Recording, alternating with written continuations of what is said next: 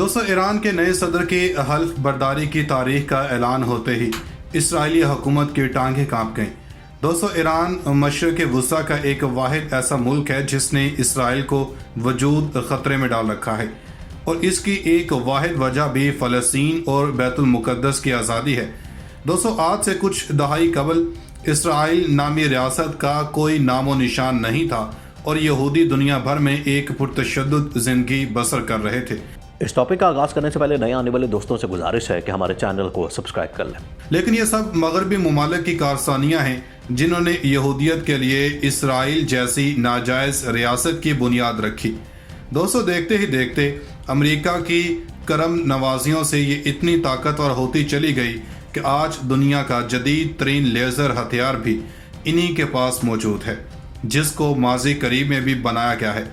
दोस्तों, अगर ये कहा जाए कि इसराइल अब तक जितने भी हथियार बना चुका है वो सब के सब ईरान के और फ़लस्तीन और गज़ा के मज़लूम मुसलमानों पर इस्तेमाल करने के लिए हैं, लेकिन इसराइल अब तक ये तस्लीम करने से कासर है कि जिस दुश्मन से इसका पाला पड़ा है वो यहूदियों की नस्लें भी ख़त्म करने की ताकत रखता है। दोस्तों, ईरान के नए सदर ने आते ही अपना असर दिखाना शुरू कर दिया है, जिसका अंदाज़ा यहूदी वज़ीर दिफा के इस बयान से लगाया जा सकता है, जिसमें इसने अपनी फ़ौजों को जंग की तैयारी का हुक्म दे दिया है।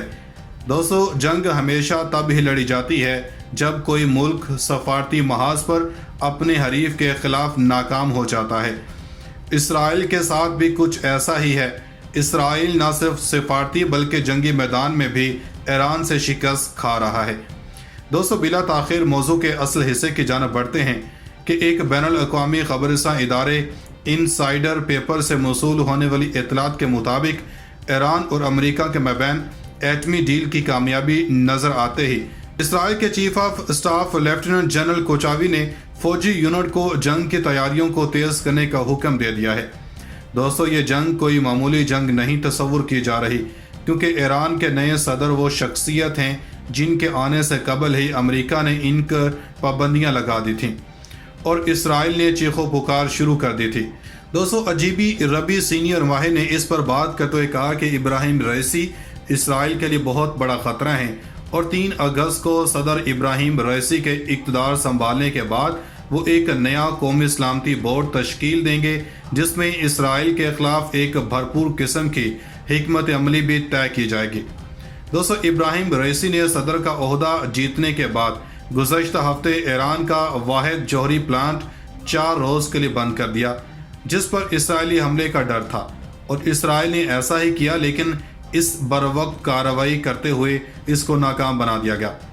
दोस्तों, उधर इसराइल के सीनियर दिफाई तज्ज़ियाकार रोन बेन एशियाई ने वाई नेट वेबसाइट पर लिखा कि इब्राहिम रईसी के आने के बाद ईरान के जौहरी प्रोग्राम और बैलिस्टिक मिसाइलों पर अमेरिका और ईरान माकूल समझौता तक पहुंचने वाले हैं, और सबसे बड़ी बात यह है कि रईसी एटमी और मिसाइल प्रोग्रामों की हिमायत के लिए मशहूर हैं। दोस्तों, ईरान के साथ जौहरी मुआहदे को तर्क करने पर वाशिंगटन को राज़ी करने की आखिरी कोशिश में इसराइल के chief of staff lieutenant general अयूब कोचावी ने पीर के रोज़ अपने 4 दिन के अमरीकी दौरे का आगाज़ किया है, जिसमें इन्होंने अमरीकी जॉइंट चीफ ऑफ स्टाफ के चेयरमैन जनरल मार्क मिली से मुलाकात की। ये कोचोवी का पहला सफ़र है और इसका मकसद बुनियादी तौर पर अमरीकियों को इंटेलिजेंस मुहैया करना है, जो इसराइली ज़राए के मुताबिक ये साबित होता है कि ईरान जौहरी मुआहदे की खिलाफ वर्जी कर रहा है। इसके साथ साथ इस दौरे के दौरान एक और अहम तरीन उन्वान पर बात की जा सकती है, और वो लिबनान में हिजबुल्लाह के ज़रिए पैदा होने वाला अमकानी ख़तरा है, जो ईरान के इलाकाई प्रॉक्सियों में से एक है। कोचिया अपने 4 रोज़ा दौरे के दौरान सेक्रेटरी दिफा लॉयड ऑस्टन, कौमी सलामती के मशीर जैक सेल्वान, अमरीकी सेंट्रल कमांड के सरबराह जनरल केनेथ मैककेंजी और अमरीकी स्पेशल ऑपरेशन कमांड SOCOM के सरबराह जनरल रिचर्ड क्लार्क से मुलाकात करेंगे। जनवरी में इसराइल के फ़ौजी सरबराह ने बाइडन इंतज़ामिया को 2015 के ईरान जौहरी मुआहदे में दोबारा शामिल होने के ख़िलाफ़ मुतनब्बे किया, यहाँ तक कि अगर इसकी शराइत सख्त हो जाती हैं।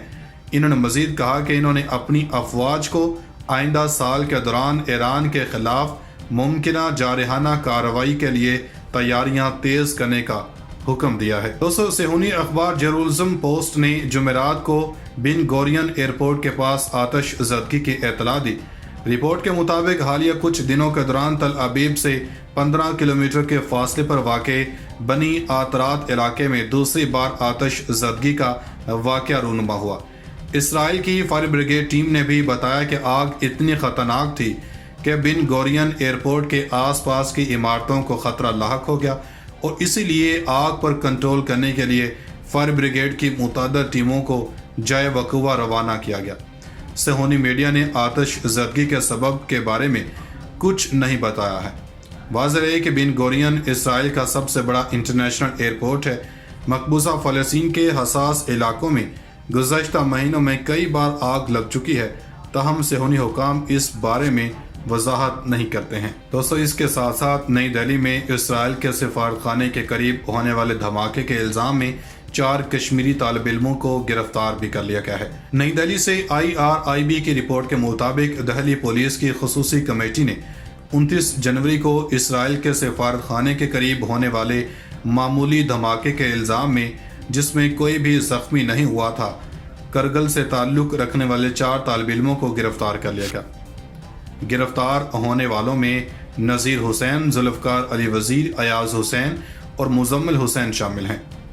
واضح ہے کہ کرگل ہندوستان کے زیر انتظام کشمیر کا ایک علاقہ ہے جس کی آبادی 1,40,000 افراد پر مشتمل ہے اور یہاں کے عوام اسلامی انقلاب کے شدائی ہیں۔